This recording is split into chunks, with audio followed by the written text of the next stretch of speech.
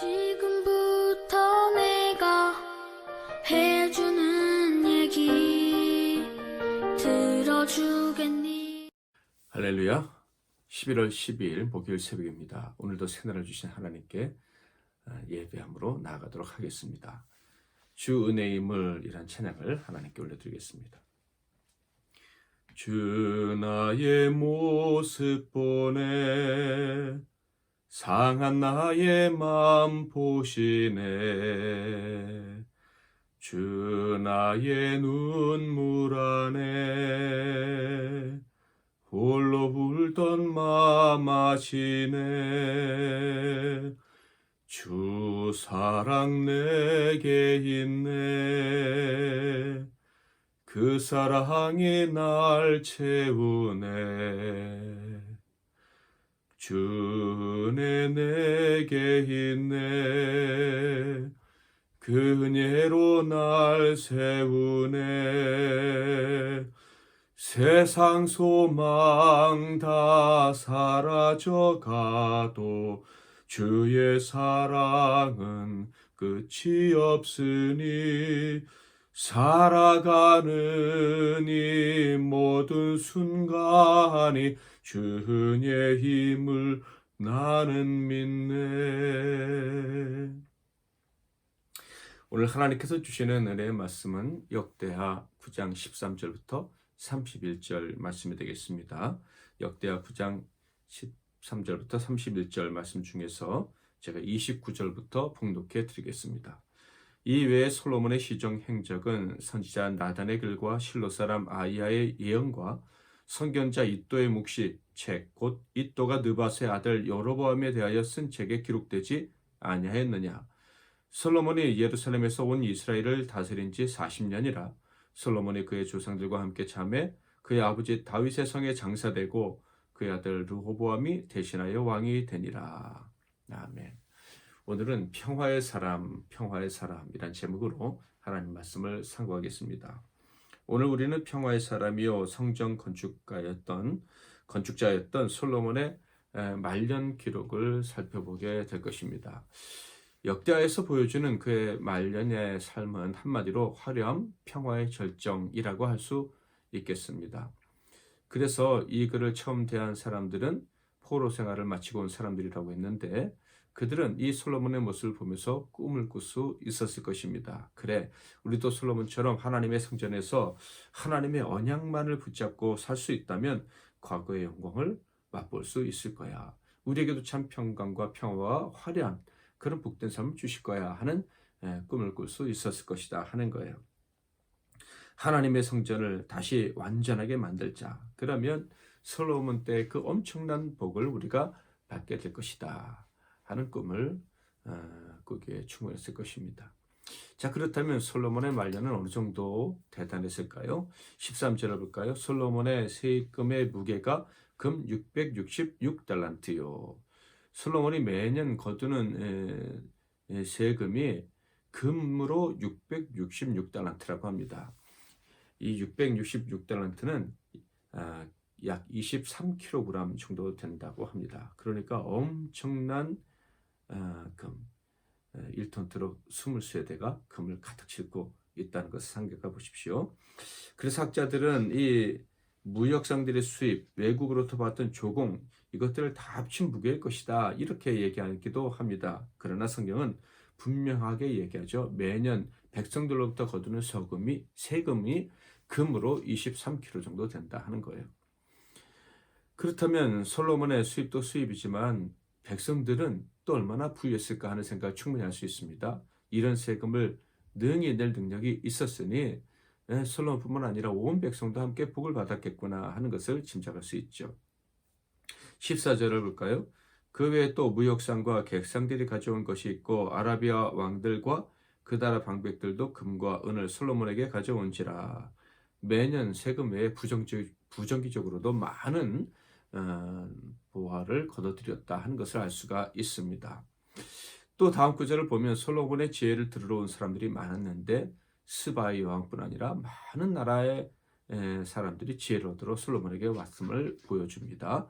22절부터 24절 솔로몬 왕의 재산과 지혜가 천하의 모든 왕들보다 큰지라. 천하의 열왕이 하나님께서 솔로몬의 마음에 주신 지혜를 들으며 그의 얼굴을 보기 원하여 각기 예물을 가지고 왔으니 곧 은그릇과 금그릇과 의복과 갑옷과 향품과 말과 노새라 해마다 정한 수가 있었더라. 솔로몬의 지혜를 듣기 위해서 많은 사람들이 많은 예물을 가지고 예방했다 하는 것을 보여줍니다. 그러므로 솔로몬의 수입은 정기 수입 외에 부정기 수입도 굉장히 많았음을 알 수가 있어요. 자, 그렇다면 이 엄청난 부를 가지고 있었던 이 솔로몬, 성전을 완성할 수 있는 특권을 받았던 이 솔로몬은 이 엄청난 부를 가지고 무슨 일을 했을까? 15절부터 17절을 보겠습니다.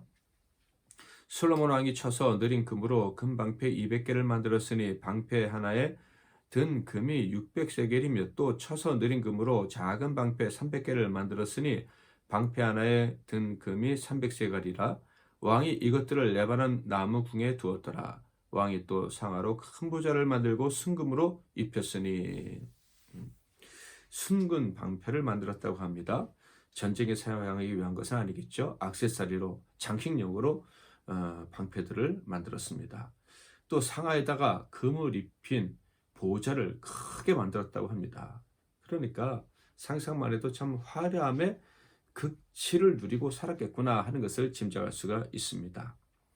자, 그런데 우리는 이 솔로몬의 말년을 보면서 정말 이렇게 해도 될까 하는 생각이 좀 듭니다.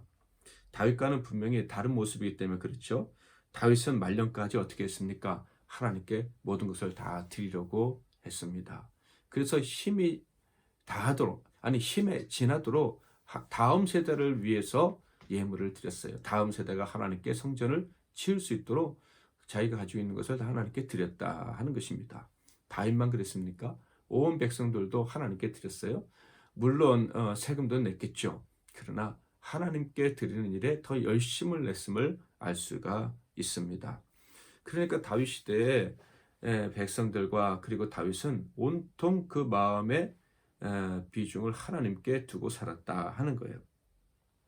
게다가 다윗은 자기의 궁궐이 하나님의 장막보다 화려한 것을 견딜 수가 없어서 하나님의 전을 지으려고 했고요. 또 노년에는 어땠습니까? 끝까지 하나님을 바라고 또 자기의 육신의 욕망을 추구하지 않고 거룩을 추구하기 위해서 애를 썼습니다. 다른 사람을 위해서 살려고 애를 썼다 하는 거예요. 그저 하나님 사랑, 이웃 사랑이 다윗의 마음에 가득 차 있었다 하는 것입니다. 그래서요, 다윗이 노년에 늙고 병들어서 몸이 차가워지니까 신하들이 젊은 여성을 왕비로 뽑아서 후궁으로 뽑아서 다윗 왕에게 보냅니다. 그래서 다윗이 그녀와 동침하는 것을 거부했습니다. 끝까지 거룩하게 살려고 자기를 위해 사는 삶을 최소한으로 하려고 최선을 다했다 하는 것을 알 수가 있습니다. 그런데 이에 비해서 하나님께서 허락하신 저 평화, 절대적인 평화를 엄청난 부귀영화와 함께 누렸던 솔로몬은 어떠했습니까? 우리가 보기에 너무 화려한 생활을 한 것은 아닌가. 왕이니까 어느 정도 누릴 수는 있겠지만은 너무 화려하지는 않았나 하는 생각이 듭니다. 역대하는요, 솔로몬의 어두운 면을 굳이 들춰내지 않으므로 귀한 자들에게, 포로 생활에서부터 돌아온 자들에게 용기를 주려 하고 있습니다. 그런데 솔로몬의 말년의 어둠은 완전히 감추지는 않았어요.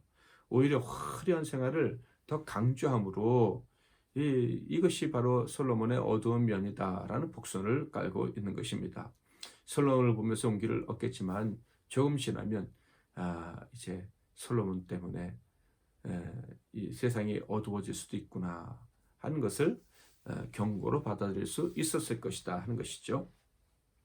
솔로몬은 처음 왕으로 등극할 때부터 그의 마음은 온통 하나님의 영광뿐이었습니다. 그래서 솔로몬 주변에는 어떤 화려함보다는 하나님께 드리는 제물들의 모습, 그리고 제물들의 냄새가 더 가득하지 않았을까 하는 생각이 듭니다. 백성들도 하나님께 제사하면서 하나님의 임재, 그 불길을 보면서 놀라고 그리고 즐거워했죠. 그래서 그 제단으로 예물을 가지고 오는 사람들이 줄을 이었었습니다. 그러니까 솔로몬과 백성들이 적어도 처음부터 한동안까지는 온통 마음이 하나님께 쏠려 있었다 하는 거예요. 함께 즐거워하면서 하나님 주신 평화를 만끽했었던 것이죠. 그런데 솔로몬의 말년은 어떠했습니까? 20절, 21절도 읽어볼까요?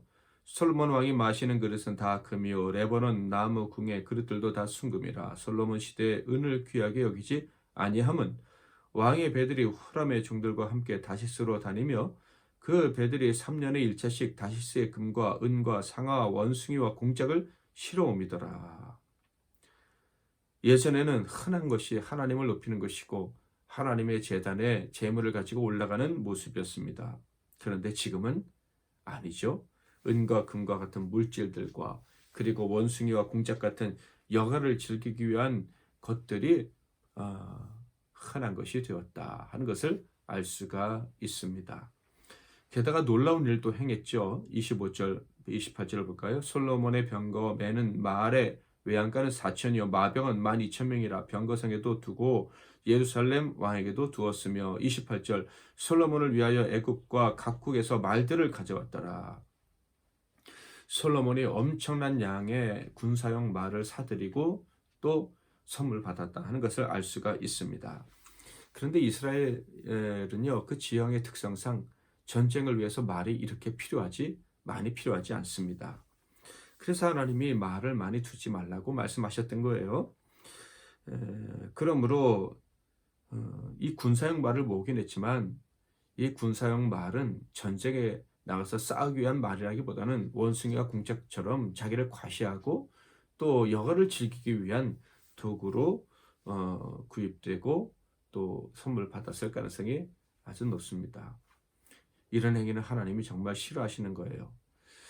역대기의 원주자인 성령님은 솔로몬의 어두운 면을 일부러 드러내려 하지는 않으십니다. 그러나 진정한 평화의 왕이신 예수 그리스도와는 같을 수 없다는 것을 보여주고 계십니다. 솔로몬이 말들을 사들인 것이 하나님이 싫어하시는 일이라는 것은 신명기 17장에 분명히 모세를 통해서 말씀하신 것이기 때문에 그렇습니다. 왕들이 이제 세워질 때 그 왕들에게 하나님이 주의사항을 주셨어요. 이 주의사항은 모세를 통해 주신 것이기 때문에 이스라엘 왕들뿐만 아니라 이스라엘 백성들도 다 알고 있었던 사실입니다. 신명기 17장 15절부터 17절을 볼까요? 반드시 내 하나님 여호와께서 택하신 자를 내 위에 왕으로 세울 것이며 내 위에 왕을 세우려면 내 형제 중에서 한 사람을 할 것이요 내 형제 아닌 타국인을 내 위에 세우지 말 것이며 그는 병마를 많이 두지 말 것이요 병마를 많이 얻으려고 그 백성을 애굽으로 돌아가게 하지 말 것이니 이는 여호와께서 너에게 이르시기를 너희가 이후에는 그 길로 다시 돌아가지 말 것이라 하였음이며 그에게 아내를 많이 두어 그의 마음이 미혹되게 하지 말 것이며 자기를 위하여 은금을 많이 쌓지 말 것이니라.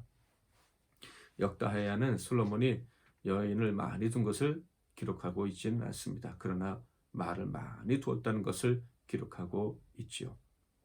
어떤 사람은 스바의 여왕이 왔다 간 다음에 여인들을 많이 아내로 첩으로 삼았을 것이다. 이렇게 이야기를 합니다.